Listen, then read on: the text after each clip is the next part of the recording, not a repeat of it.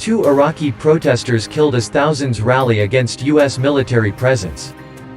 The march, called by prominent Shia cleric Muqtada al Sadr, aims to pressure Washington to pull out its troops. Two Iraqi protesters were killed and several dozen wounded on Friday while attending an anti-government rally in the capital Baghdad, medical and police source told AFP.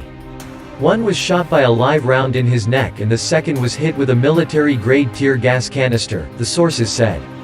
The violence came hours after thousands held an anti-US rally in the capital, which passed without incident.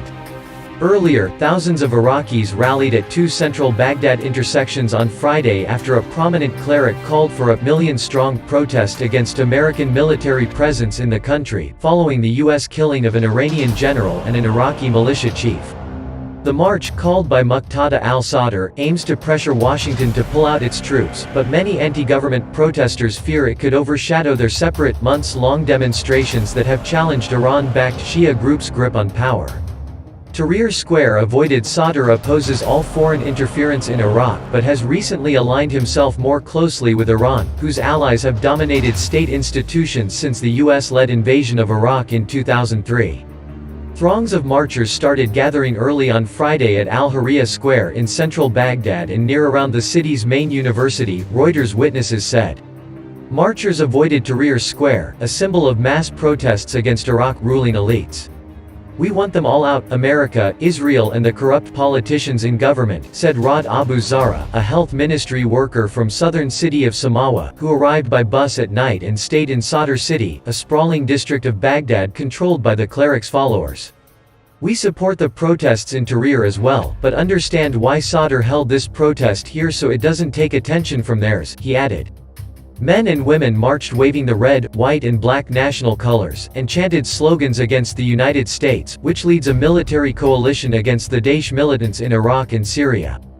"Do not cross this barrier." Some were wearing symbolic white robes indicating they're willing to die for their country, while others sat looking out over the square from half-finished buildings, holding signs reading, "No, no, America, no, no, Israel, no, no, colonialists." Marchers were protected by Sadr's Saraya al-Salam brigades and Iraq's Popular Mobilization Units, an umbrella grouping of Iran-backed Shia militias, witnesses said.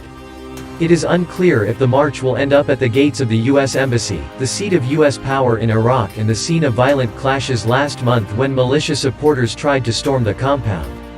Main roads in Baghdad were barricaded by security forces and the city's green zone, which houses foreign missions, were blocked off with concrete barriers. Outside the U.S. Embassy, a sign reads, "Warning. Do not cross this barrier, we will use preemptive measures against any attempt to cross." The U.S. killing of Iranian military mastermind General Qasem Soleimani in Baghdad this month has raised the specter of more civil strife in a country torn by years of sectarian conflict.